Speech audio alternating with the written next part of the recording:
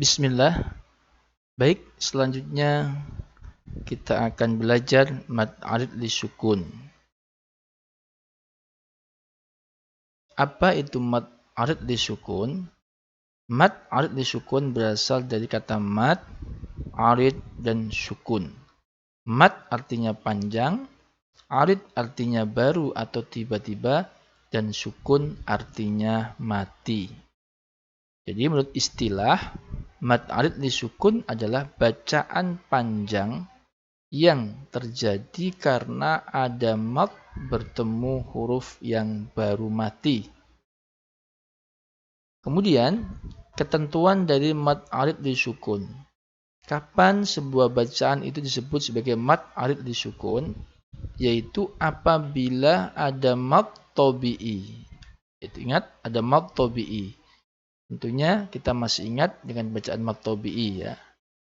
Sekali lagi, apabila ada mad tabi'i bertemu dengan huruf hidup yang dibaca waqaf atau berhenti. Baik berhenti di akhir ayat maupun di tengah-tengah ayat. Contoh lafal atau kalimat Alhamdulillahi Rabbil Alamin. Ini, andaikan kita tidak membaca berhenti, maka bacanya bukan alamin, tetapi Alhamdulillahi Rabbil Alamin Ar-Rahmanir Rahim. Jadi nanya tetap hidup. Tetapi ada perbedaan panjang di sini. Kalau alamin dia lebih panjang.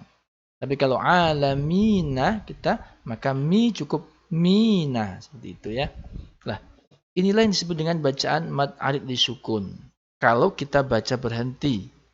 Kalau kita baca terus, maka dia tetap dibaca mad tabi'i, bukan mad arid lisukun.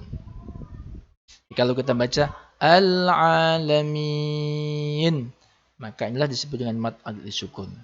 Berapa panjangnya? Bacaan panjangnya adalah boleh 1 alif, atau biasa disebut dengan bacaan qasr, boleh 2 alif atau tawasud tengah-tengah, dan boleh dibaca 3 alif atau dibaca panjang tul ya. Boleh dibaca 1 alif, 2 alif atau 3 alif. Baik, lebih jelasnya mari kita lihat contohnya. Yang pertama, di sini ada 2 contoh. Yang pertama, malikin nasi. Yang kedua, kun fayakunu. Nah, kalau kita tidak memberhentikan atau mewakafkan, maka bacanya malikin nasi ilahin nas. Nasi ilahin nas. Seperti itu. Nah, kalau kita baca terus seperti itu, maka di sini tidak ada bacaan mad arid lisukun.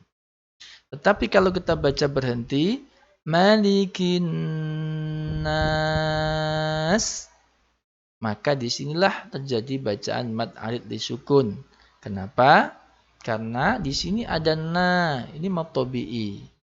Na itu mad tabi'i, bertemu huruf hidup yaitu si, sin, si yang berharokat kasrah namanya huruf hidup. Ya, tetapi kita membacanya berhenti. Huruf hidup dibaca waqaf atau berhenti. Maka jadinya an-nas dibaca panjang. Nah, inilah yang disebut dengan bacaan mad arid lisukun. Lafadznya an-nasi dibaca an-nas, dibaca panjang, dan panjangnya boleh 1 alif seperti contoh malikin nas, boleh, atau dibaca 2 alif atau 4 harokat. Contohnya malikin nas, nah, boleh juga, atau boleh dibaca 3 alif atau 6 harokat. Malikin nas. Nah, itu boleh ya, boleh 3 cara baca. Baik, inilah yang disebut dengan mad arid lisukun. Contoh kedua, kun fayakunu. Ini lafadznya atau tulisannya. Tapi kalau kita baca berhenti, maka jadinya fayakun. menjadi mad arid disukun. Kenapa kok jadi mad arid disukun? Karena ada mad. Ini madnya ku, ya. Bertemu huruf hidup yaitu nu. Nah, ada ku bertemu nu yang dibaca waqaf. Huruf hidupnya dibaca waqaf, berhenti. Jadinya fayakun. Seperti ini, fayakun. Nah, karena dibaca waqaf atau berhenti, jadinya panjang. Fayakun. Nah, karena kita membaca seperti ini, maka itulah yang disebut dengan bacaan mad arid lisukun. Ya. Baik anakku sekalian, mudah-mudahan penjelasan ini bisa bermanfaat.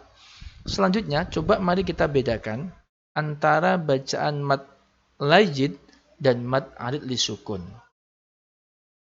Coba perhatikan. Yang pertama, min khaufin, min khaufin. Kalau kita berhentikan menjadi min khauf. Khauf ini namanya mad layyin. Kenapa? Karena ada wawu sukun didahului harokat fathah. Jadi kalau ada wawu sukun atau ya sukun didahului harokat fathah, maka inilah disebut dengan mad layyin. Khauf bedanya ya. Bedakan dengan mad arid lisukun. Kun fayakunu dibaca fayakun. Nah, kun kalau ini khauf, kalau ini lemas atau lunak, khaw, kalau ini kun panjang biasa, ya. Ini mad arid disukun. Kenapa? Karena ada mad tabi'i. Ini ku mad tabi'i bertemu huruf hidup nu dibaca waqaf kun. Baik. Anakku sekalian, inilah perbedaan dari mad layyin dan mad arid disukun, ya. Mudah-mudahan kita bisa membedakan dan bisa mempraktekkan. Nanti kita akan mencoba membaca beberapa ayat di pertemuan selanjutnya. Terima kasih. Assalamualaikum warahmatullahi wabarakatuh.